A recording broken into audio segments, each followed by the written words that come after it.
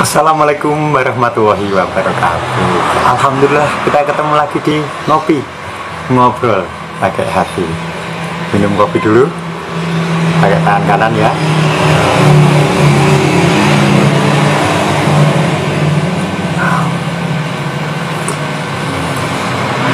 Ya enak banget, alhamdulillah.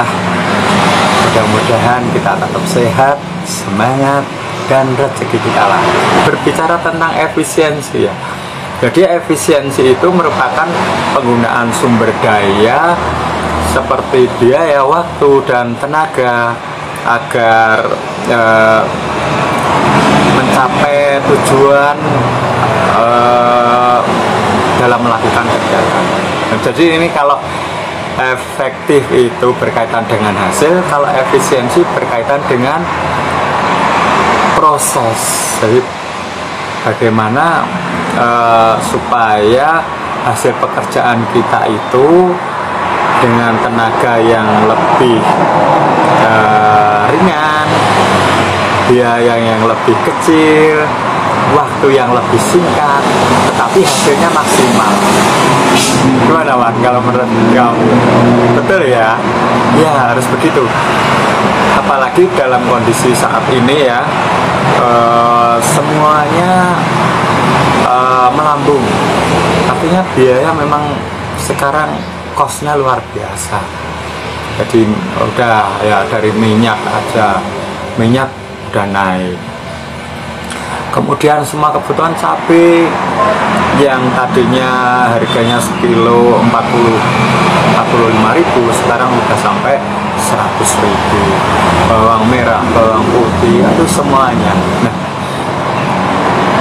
kalau kita tidak hati-hati di dalam mengelola ekonomi keluarga, nah ini terutama emak-emak ini ya, harus walaupun tetap harus happy tapi harus selalu berpikir ya, emak-emak ini ibaratnya jaringan itu apa ya, jaringan itu kalau orang Jawa itu tempat menyimpan beras. Jadi kalau tempatnya itu bocor, maka seberapapun diisi akan cepat habis. Tapi kalau tempatnya itu rapat, kemudian hemat, maka yang sedikit pun cukup, bahkan ada sisa. Nah ini kita harus di dalam situasi seperti ini keluh kesah. Boleh sih mengeluh, saya juga mengeluh, tetapi lebih baik kita bersikapnya seperti apa ya. Kalau pendapatan tetap ada, kalau pemasukannya itu bahkan cenderung turun ya. Kalau saya ini jualan juga merasakan separuh kurang dari waktu normal sebelum pandemi kemarin. Ini ya masih. Nah ini kita akan harus tetap eksis ya. Kita harus tetap nggak boleh collab. Nah, supaya kita nggak boleh collab, supaya kita tetap eksis, apa yang harus kita lakukan? Ini berpikir ini kita sendiri, keluarga. Jadi kita harus efisien tadi, sehingga harus yang misalnya biaya kita analisis gitu ya, biaya rumah tangga kita, listrik, dari apa itu, kalau peralatan mandi, cuci, sabun, kemudian sembako, ini kan kebutuhan pokok. Kemudian ada biaya-biaya untuk sosial dan sebagainya. Bisa nggak ini kita efisienkan? Tetap nanti hasilnya kualitasnya sama, tetapi kita agak efisien. Misalnya gini, kita ada ternyata biaya pembelian pupuk setiap bulannya. Nah, kemudian sabun, sampo, dan sebagainya.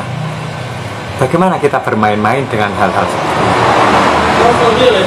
mungkin kita memulai bikin pupuk rumahan. Sampah-sampah basah kita kumpulkan, kita cari informasi bagaimana membuat pupuk basah terpisah. Nanti akan semakin menyenangkan kita karena sampah beres, tidak terlalu banyak sampah yang diproduksi, dan kita membeli hasilnya ada pupuk. Kemudian biaya kosmetik misalnya, kosmetik itu bukan hal yang kecil loh kalau dipikir-pikir untuk emak-emak dan semuanya keluarga. Biaya kosmetik, bedak, mungkin harus skincare, mungkin harus butuh apa nih, nah ini kalau lulur itu ya, lulur dan sebagainya. Nah, ini bisa diefisienkan. Mungkin kita akan pindah sama, nanti hasilnya tetap kinclong, tetap glowing, tetap ini, tetapi dengan biaya dan yang tadinya kita instan, udah beli ya, kalau kita beli memang hasilnya mungkin maksimal, tetapi dengan kita modifikasi atau berinovasi sendiri, berkreativitas sendiri, mungkin kita mencari pembanding-pembanding yang lebih efisien lagi. Nah, ini dari kosmetik bisa banyak ini kita berhemat. Juga dari sabun cuci, sabun mandi itu ya, ternyata kita harus bisa menakar ya, pas sebenarnya kalau mencuci ini saya termasuk kelebihan sabun nggak, kelebihan seperti pewangi enggak ya, harus kita benar-benar ukur, kita perhatikan gitu. Ini yang akan menjadi semacam resep kita. Oh, kalau saya mencuci sebanyak ini 7 kilo pakaian, ini harusnya saya, atau kita blend juga. Nah, saya tadi ngeblend antara deterjen yang untuk mesin cuci ini, saya kasih sabun colek, tapi memang saya untuk yang lap-lap dan ini kan saya pakai sabun colek gitu ya. Ternyata sedikit aja sabun colek itu sandulit, bener-bener sandulit. Ketika kita gosokkan, bener-bener buihnya itu banyak, dan ternyata benar-benar cukup sandulit itu, apa yang diiklankan itu betul loh.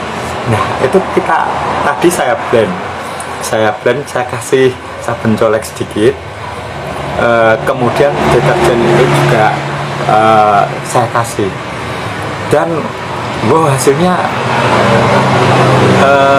amazing. Saya lihat cuciannya lebih cerah, hasilnya lebih bersih. Jadi, nah ini kalau kita melakukan sesuatu dan berhasil, ini ada reward bagi kita. Ternyata rasa puas kita ini harganya jauh menjadi kita lebih bersemangat lagi. Toh kita tidak harus seperti kalau nggak produk ini nggak, kita kalau nggak pakai ini nggak bisa ya, kita loyal lah dengan suatu produk. Tapi kan kita itu merdeka, kita boleh menentukan tentang diri kita, tentang apa yang harus kita lakukan. Nah, kalau kegiatan-kegiatan sosial tetaplah ya, jangan dikurangin. Misalnya nyumbangnya biasanya 50 jadi 30 atau jadi 40 ya, kalau bisa untuk kegiatan-kegiatan sosial, karena kegiatan sosial ini memang di luar kita. Artinya kalau ini tidak bersangkutan dengan ini adalah kredibilitas kita, nggak berlebihan, tetapi kalau yang tadi itu kan kita internal, jadi sabun kita mix, kemudian pupuk kita bikin sendiri, dan ini internal kita.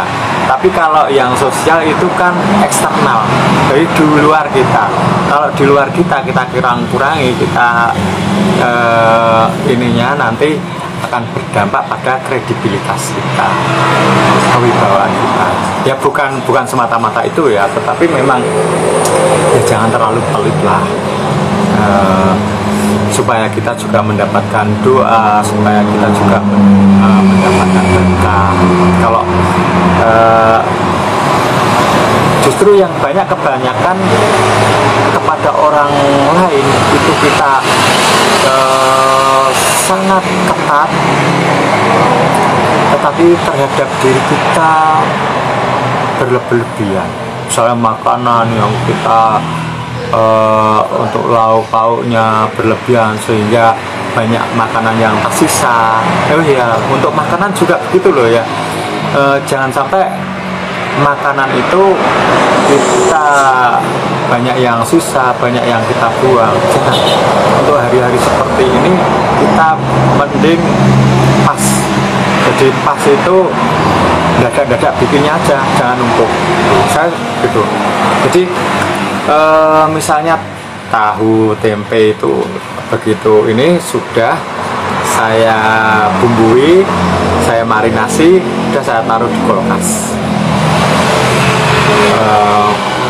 Begitu juga untuk bawang merah, bawang putih itu saya kupas semua, saya taruh di kotak, saya taruh di kulkas supaya itu saya cepat kalau mau masak itu sudah. Sehingga seperti rumah makan itu siap saji dalam waktu 5-10 menit selesai makan, nggak nunggu kelamaan. Jadi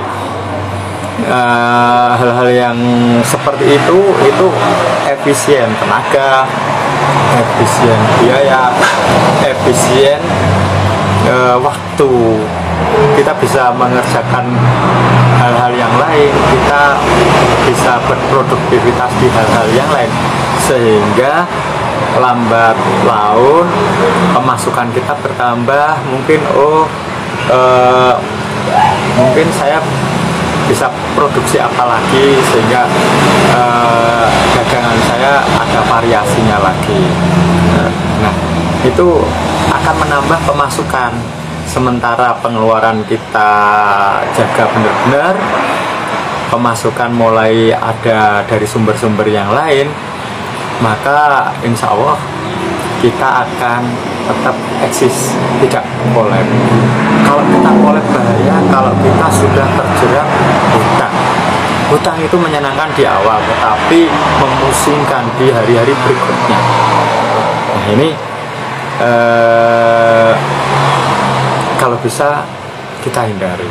Kalau menanggung hutang kan mau tidak mau harus ada, dan kalau memang harus ada, kita nggak bisa berbuat lagi, kita tidak bisa memodifikasi apa-apa lagi, kita tidak bisa berkreativitas apa-apa lagi, kita tidak bisa mencoba-coba suatu produk baru lagi, sehingga kreativitas kita,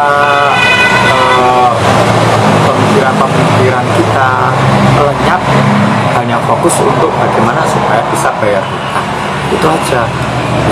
Kita walaupun hanya bersahabat di lewat media sosial, mudah-mudahan doa-doa kita diijabah oleh Allah Subhanahu wa Ta'ala. Sukses untuk Anda semuanya. Terima kasih telah bergabung. Saya cukupi dulu ya, walaupun ini belum habis, nanti setelah ini kita habiskan.